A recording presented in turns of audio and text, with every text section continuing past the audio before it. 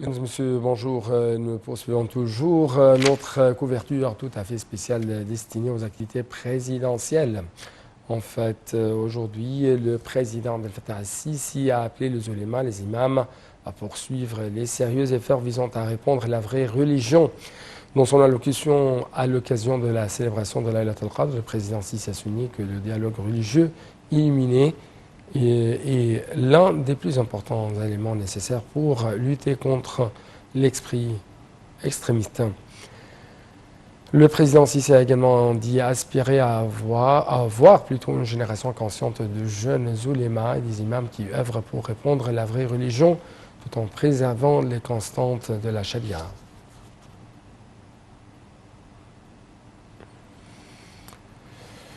A rappeler que le président Abdel Fattah al-Sisi a assisté à la cérémonie organisée par le ministère de Waqf à l'occasion de l'Aïlat al-Qadr dans le centre d'Al Manara pour les conférences internationales au Caire.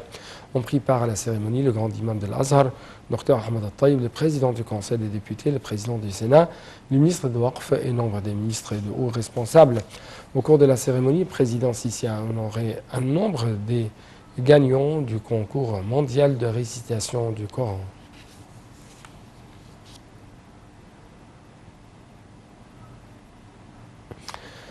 En fait, chaque année, le jeûne pendant le mois de Ramadan est ponctué par une nuit importante et significative pour tous les musulmans. Laylatul Qadr, ou la nuit du destin, se situe dans un des derniers jours impairs du Ramadan. Le point tout de suite. Chaque année, le jeûne pendant le mois de Ramadan est ponctué par une nuit importante et significative pour tous les musulmans. Laylatul Qadr, ou la nuit du destin, se situe dans un des 10 derniers jours impairs du Ramadan. C'est durant cette nuit de haute spiritualité que le Coran aurait été révélé au prophète Mohammed par l'archange Gabriel. Par le livre explicite, nous l'avons révélé, en une nuit bénie. Nous sommes en vérité celui qui avertit toujours. Sourate 44. Certes, nous l'avons révélé, le Coran, pendant la nuit du destin, et qui te dira ce que la nuit de destin. La nuit du destin vaut plus que 1000 mois. C'est au cours de cette nuit que descendent, avec la permission de leur Seigneur, les anges et l'Esprit pour exécuter l'ordre divin. Une paix en elle jusqu'au lever de l'aube. Sourate 97.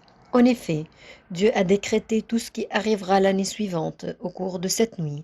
Les croyants prient, font des invocations et récitent le Coran une grande partie de la nuit par dévotion, car cette dernière équivaut à 1000 mois de prière.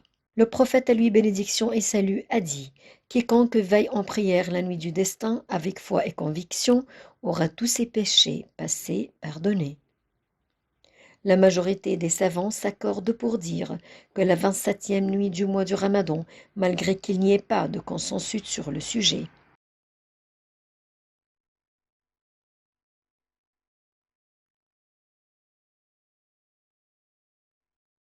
A rappeler que le président égyptien Abdel Fattah al-Sisi a inauguré ce matin la mosquée de Al-Hussein après les travaux de restauration. Ont assisté à cette cérémonie le sultan de la secte de Bukhara en Inde, Mufaddal Saifuddin, ainsi que ses frères et ses fils dont l'émir Gawhar Izzeddin, l'émir Ga'far al-Sadiq Saifuddin et le représentant du sultanat en Égypte, M. Mufaddal Mohammed Hassan. La restauration de la mosquée d'Al-Hussein intervient, ou plutôt s'inscrit, dans le cadre des directives du président Sisi à restaurer, à rénover les sanctuaires d'Ahl al-Bayt, notamment Sayyidina Al-Hussein, Sayyida Nafisa, Sayyida Zainab, et ce d'une manière intégrale qui comprend les salles intérieures des mosquées et leur décoration architecturale.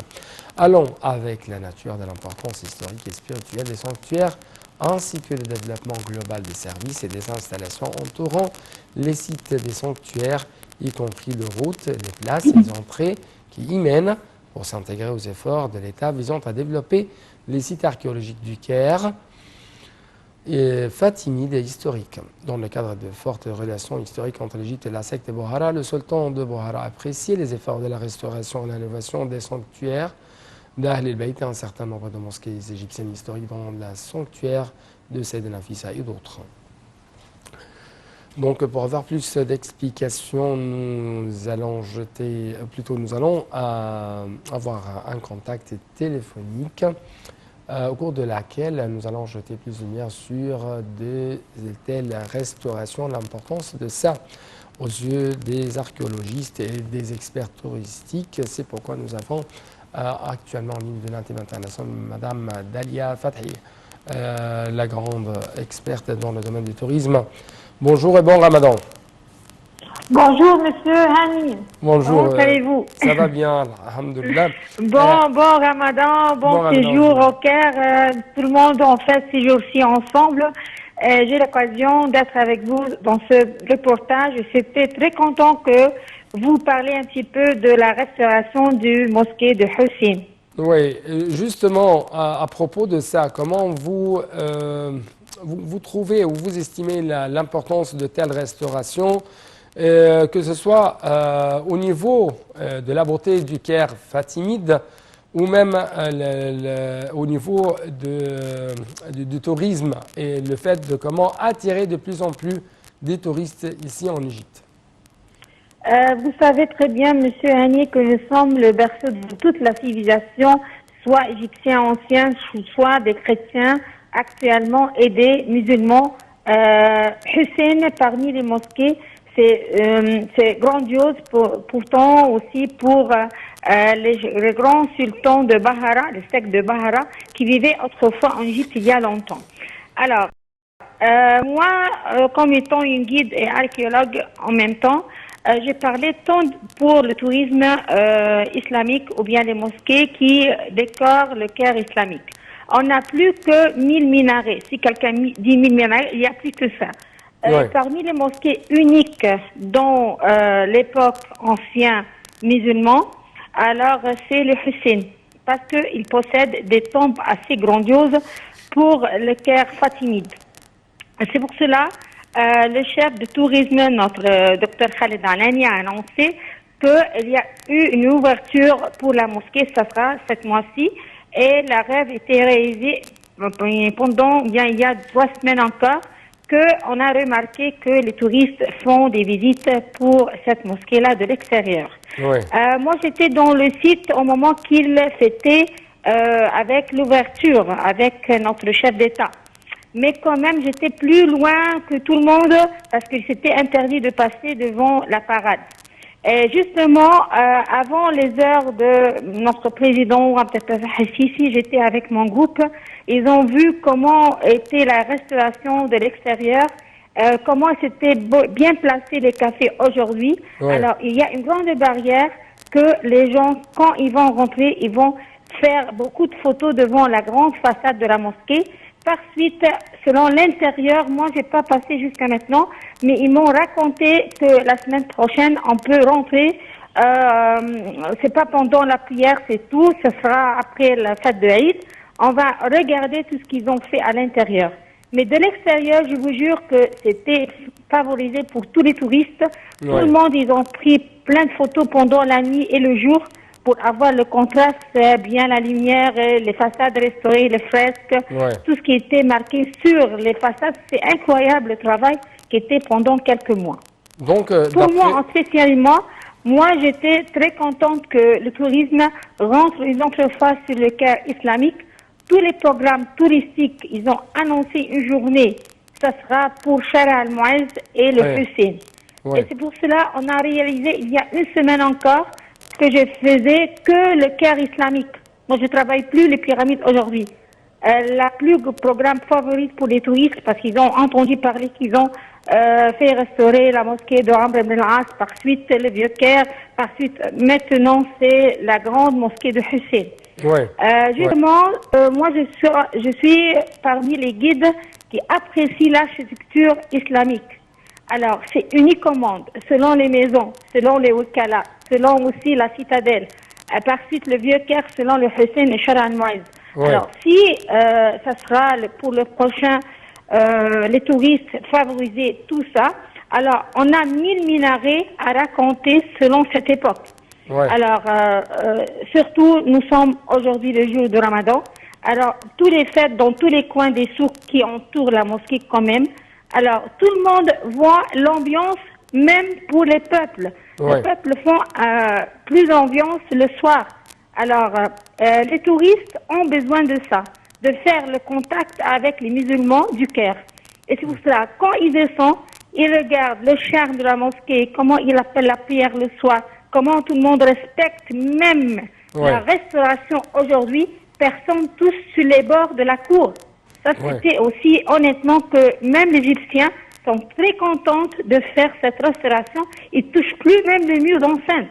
Alors, ils respectent bien la mosquée, ils respectent bien le travail qu'ils ont fait pendant quelques mois. Et finalement, moi demain, ça sera tous les programmes que je vais avoir de notre agence, ça sera pour le Fatimide, l'époque Fatimide selon le Hussein et Shara al-Mu'izz.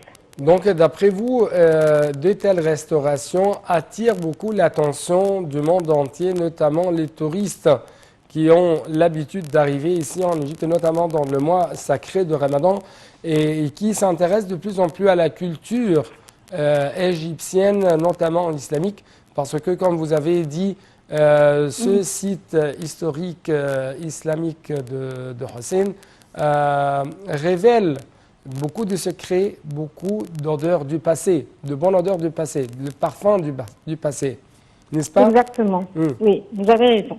Alors, pour, en exception, la balade qu'on fait sur le Caire islamique, soit quartier, soit mosquée, soit des maisons anciennes de l'époque du XIIe siècle, XVIIe siècle, etc., moi, j'ai remarqué qu'il n'y a pas une barrière qui empêche un touriste pour rentrer. Par suite, il y a des mosquées plein gratuits. Alors, il n'y a plus qu'on paye des billets dans les sites monumentaux islamiques. Il y a tant de mosquées ouvertes comme Ahmed Touloun, comme le Hussein. C'est gratuit. Alors, il encourage tout le monde de passer pour regarder les restaurations uniques au monde. Je peux vous dire que l'Égypte, c'était en exception des pays qui a une grande civilisation de toutes les époques. Vous savez, monsieur, que la conquête des Arabes 641, parce qu'il y avait des dynasties dans toutes les époques des pays arabes. Fatimides, soit Mamelouks, soit Turcs, Ottomans, soit. Alors, on a beaucoup de minarets à présenter dans l'histoire de l'Égypte islamique. Alors, les touristes n'arrêtent pas de regarder, d'admirer les différents côtés de cette architecture. Alors, moi, j'ai parlé hier, par exemple, on doit distinguer entre l'architecture, par exemple, turque et mamelouk et fatimide, en regardant les minarets des mosquées. Alors, encore une fois, ce site historique de regarder de la citadelle, le Caire islamique vers le Shara al-Mu'izz et de faire une comparaison chez nous, Madame Dalia, en Égypte, dans Madame ces Dalia époques-là. Fathi, Alors, Madame il y a Dalia Fathi, une histoire immense dans un peu du temps. C'est-à-dire que si je fais une journée maximum, Madame Dalia Fathi, malheureusement, je n'ai plus de temps. Qui a fait plusieurs pays islamiques. Madame Dalia Fathi, je n'ai plus de temps pour vous donner un peu plus d'espace pour parler. C'est pourquoi permettez-moi de vous remercier infiniment pour de telles explications, de tels éclaircissements en ce qui concerne l'importance de la restauration de ce site islamique, de cette mosquée d'Al-Hussein, du point de vue touristique. Merci beaucoup. Et donc, c'était tout pour maintenant.